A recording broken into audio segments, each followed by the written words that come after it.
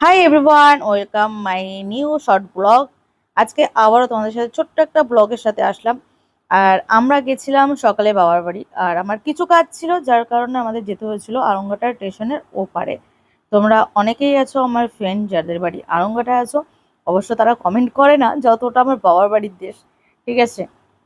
তার কারণে অনেকে আছে হয়তো সেখানকার মানুষ আমার ভিডিও দেখে, আমি জানি না। এসব ছাড়ো, এবার আমরা যেখানে গেছিলাম সেখানে কাজ মিটে গেছিল। আমরা একটা দরকারে গিয়েছিলাম একটা দাদা ভাইয়ের সাথে দেখা করতে। সেখান থেকে আমরা এখন বাড়ি ফিরছি।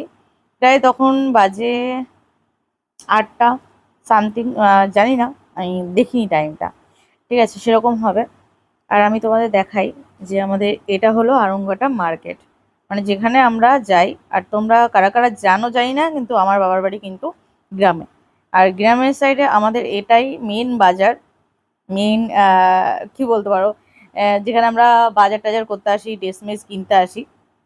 আমাদের টাউন বলতে পারো, বা আমাদের এটাই আহ, কেনাকাটার জায়গা বলতে পারো। যাই হোক, সবার থাকে, আমাদের যেরকম টাউনে আছে হাই স্ট্রিট আর কি, আমাদের টাউনে এটা বলতে পারো আমাদের টাউন এটা, ঠিক আছে, আরংঘাটার মধ্যে। তো আমরা যাচ্ছি এখন বাড়ির দিকে। আর এতটাই বৃষ্টি হয়েছিল দুপুরবেলার দিকে, ঝড় বৃষ্টি, মানে বৃষ্টির থেকেও বেশি রকম ঝড় হয়েছিল। আর তোমরা আমি হয়তো এর আগের ব্লগ ভিডিওটা তোমার সাথে এখনো শেয়ার করিনি, যদি শেয়ার করি অবশ্যই তোমরা দেখতে পাবে যে যখন ঝড় বৃষ্টি হচ্ছিল তখন আমরা ছিলাম রানাঘাট। আর রানাঘাটে অতটাও গাছপালা ছিল না, আমরা যেখানে ছিলাম অন্তত সেখানে ছিল না। তারপরও আমরা ঝড়টা বুঝতে পারছিলাম যে কতটা জোরে ঝড়টা হচ্ছে। বৃষ্টিটা অত জোরে হয়নি, কিন্তু বিদ্যুৎও চমকায়নি। কিন্তু আমার বাবার বাড়ি এইদিকে গাছপালা বেশি, যার কারণে এখানে কিন্তু মারাত্মক লেভেলের ঝড় হয়েছে। আর তারপরেও কারেন্ট পুরো চলে গেছিল, এর জন্য পুরো রাস্তাটা অন্ধকার দেখতে পাচ্ছ। কিছুটা জায়গায় কারেন্ট ছিল, কিন্তু কিছু জায়গায় আবার কারেন্ট ছিল না। এবার কারেন্টটা ঠিক করছিল। এবার রাস্তার মধ্যে যখন ছিলাম, রেল গেট যখন পড়েছিল না, এটা যারা কারেন্টের কাজ করে তারা বলছিল যে আজকে আর কারেন্ট আসবে না, যদিও কারেন্ট আসে কালকে 12টার পর। যাই হোক, আমরা যেহেতু বাড়িতে চলে আসছিলাম, আর আসার পথে ভাবলাম যে আমাদের হারংঘাটের আহ বাজার ঘাটটা তোমাদের একটু শেয়ার করি। তার কারণে আর কথা বলতে বলতে আমরা বইয়ের কাছেও চলে এসেছি, কারণ আমরা বগুলা হয়ে বাড়িতে আসছি। গেছিলাম রানাঘাট হয়ে, আর আসছি কিন্তু বাড়িতে আমরা বগুলা হয়ে। আর এই যে কাকুকে দেখতে পাচ্ছ, এই কাকুর কাছে কিন্তু আমরা ছোটবেলা থেকে ফুচকা খেয়েছিলাম। আর তোমার দাদাভাই 2-3 বার খেয়েছিল। আমরা যখন এই পাশ থেকে আসি তখন আমাদের খাওয়া হয় এখান থেকে। তো আমরা এখানে দাঁড়িয়ে জাস্ট ফুচকা খাবো, কারণ আমরা সন্ধ্যাবেলা কিছু টিফিন টিফিন করিনি। আজকে খাওয়াটাও অনেক বেলা করেই হয়ে গেছিলো, ঝড় বৃষ্টির জন্য দাঁড়িয়ে দাঁড়িয়ে তারপরে বাড়িতে যেতে হয়েছে, অনেকটা টাইম লেগে গেছিলো। আর এখানে তোমার দাদাভাই বলেছে পুরো ঝাল দিয়ে মাখাতে আলুটাকে। আর দেখতে পাচ্ছি এখানে কতটা লঙ্কা দিয়ে তারপর মাখাচ্ছে, কিন্তু অতটাও ঝাল হয়নি। আমরা একবার খেয়েছিলাম এর আগে যেবার, সেবার কিন্তু ঝালটা অনেকটা হয়েছিল। এবার দেখো, আমি কথা বলছি আর আমি যখন এই আলু মাখাটা দেখছি আবারও আমার জিভে জল চলে এসছে।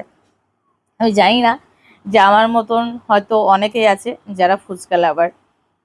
আর এখানে একটা গুঁড়ো দিল ওদের, হয়তো চাট মশলা এটা, যার জন্য গন্ধটা অন্যরকম আসে। আর এখানে একটা সিস্টেম, কাকুর যাতে লেট না হয় তার জন্য দেখো ওরা কিন্তু পিন দিয়ে পাতাটাকে করে রেখেছে, যাতে অনেক যখন ভিড় হবে তখন ওই পাতা ভাঁজ করে দেওয়ার যে টাইমটা, সেই টাইমটা যেন তাদের নষ্ট না হয়। আর এই যে ফুচকা চলে এসছে, আর ফুচকাটা সত্যি কথা বলতে ছোট হলেও কিন্তু খেতে দারুণ। আর আমরা এখান থেকেই কিন্তু ছোটবেলায় আমরা ফুচকা খেতে যেতাম, যখন 1 টাকায় 4টে ফুচকা হতো। আমি জানি আমার মতন হয়তো তোমরা অনেকে 1 টাকায় 4টে করে ফুচকা খেয়েছো। সেই দিনের ফুচকা খাওয়ার মধ্যে আর আজকের দিনের ফুচকা খাওয়ার মধ্যে অনেক তফাৎ। আর আমাদের ফুচকা খাওয়া হয়ে গেছে, এবার আমরা যাব। আর এই দেখো আমার ছেলে যেখানে যায় সেখানেই তো নিজের বাড়ি বলে মনে করে, ওখানে একটু লাফালাফি করছিল। আর আমাদের হেলমেটগুলো আমরা যখন রানাঘাট ছিলাম পুরো ভিজে গেছিলো। আমরা আমাদের সাথে নিয়ে যাইনি, গাড়ির ভেতরে ছিল, আর বৃষ্টিতে পুরো ভিজে গেছিলো, আমরা পুরো মাথায়ও নিতে পারিনি। আর এই হেলমেটটা কালকে ধুয়ে রোদে শুকানো ছাড়া মাথায় দেওয়া যাবে না, কারণ ওদের সাইডে রাখা হয়েছে, পুরো চাকায় মাটি টাটি উঠে পুরো, মানে কি বলবো, হেলমেট গুলো পুরো যাচ্ছে তাই অবস্থা। চলো এবার বাড়ির দিকে ফেরা যাক। ছেলে তো উঠে পড়েছে, আর আমিও এখন উঠে পড়ি। চলো এগোনো যাক বাড়ির দিকে।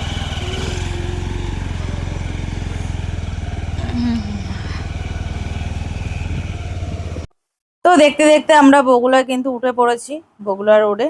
আর এতক্ষণ আমি ভিডিও স্টার্ট করিনি, কারণ ওইদিকে কারেন্ট ছিল না। ওই যে বললাম দুপুরে কারেন্ট গেছে, আজকে আর কারেন্ট আসবে না। কিন্তু বগুলার এই সাইডে কারেন্ট আছে। আর রাস্তাঘাট অতটাও ভিড় নেই, পুরো ফাঁকা, কারণ বৃষ্টি হয়েছে। আর ওয়েদারটাও কেমন যেন একটু ঠান্ডা ঠান্ডা টাইপের, যার কারণে আমি আর তোমার দাদা ভাই মিলে একটুখানি গল্প টল্প করতে করতে আসছিলাম। 1 ঘন্টা বাড়িতে যেতে, কারণ রাস্তার অবস্থাটা ভালো, কিন্তু অনেক জায়গায় বেশি বেশি করে বাম্পার দেওয়া আছে। তারপরে আজকে বৃষ্টি হচ্ছে, ঠিক আছে, হ্যাঁ শুকিয়ে গেছে, কিন্তু মাঝে মাঝে জায়গায় জল বেঁধে আছে। সব কিছু মিলিয়ে যাকে বলে একটু আস্তে আস্তেই যেতে হবে। তো 1 ঘন্টার জায়গায় 1.5 ঘন্টাও লেগে যেতে পারে, সেটা বড় কথা না। বড় কথা হলো বাড়িতে যাচ্ছি।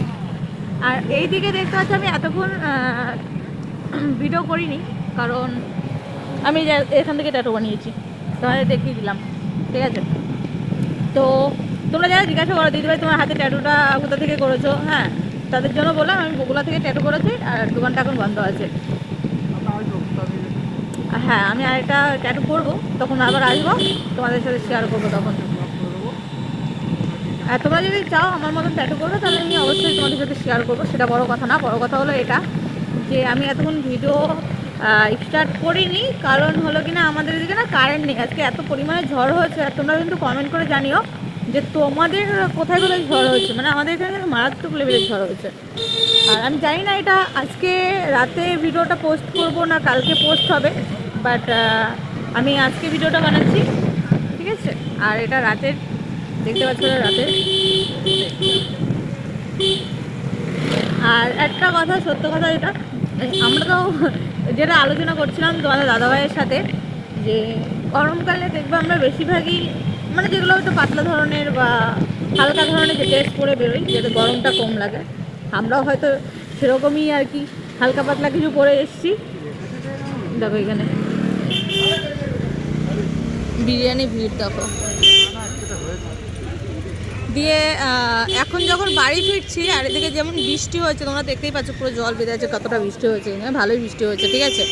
ঝড় বৃষ্টি মিলিয়ে মানে বাম্পার লেভেলের একটা দিন গেছে আজকে। তো বাড়িতে ফিরতে না সত্যি কথা বলতে শীত করছে, তোমার দাদাভাইয়েরও শীত করছে, আমাদেরও শীত করছে, ছেলেরাও শীত করছে। এই যে ছেলে দেখো কানে ঠান্ডা লাগছে বলে রুমালটা কানে নিয়ে নিয়েছে। চলো বাড়িতে পৌঁছিয়ে তোমাদের সাথে আবার শেয়ার করছি। হ্যাঁ ফুচকা বৃষ্টি ওনার তো ওখানে পারমানেন্ট জায়গা না, বুঝতে পেরেছো, ফুচকা রেখে যাই, আবার হলো কিনা এসে শুধু খোলে, এর জন্য। আর উনি অনেক পুরোনো দোকান ওনার। আমরা ছোটোবেলা থেকে খাচ্ছি, মানে বুঝতে পারছো কতটা পুরোনো হতে পারে।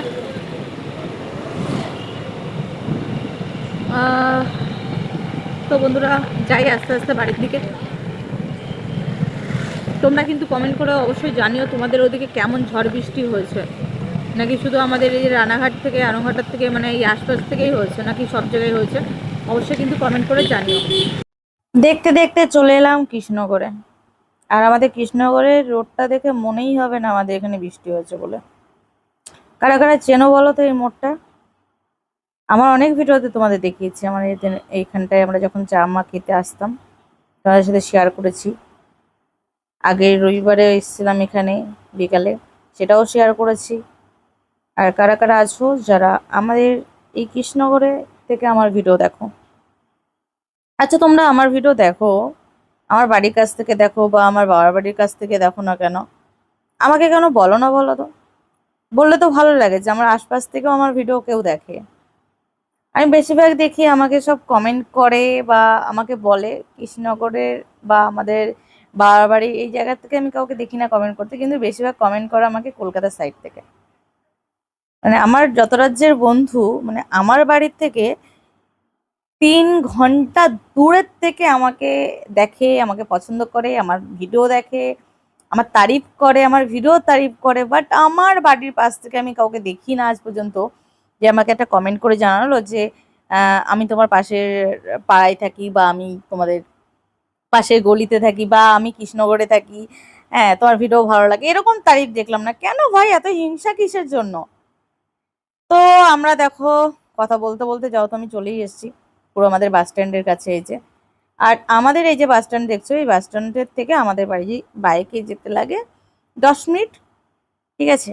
তো আজকের ভিডিওটা আমি এই পর্যন্তই রাখছি। বাড়িতে যে কি করছি অবশ্যই তোমাদের সাথে শেয়ার করব। চলো টাটা সবাইকে।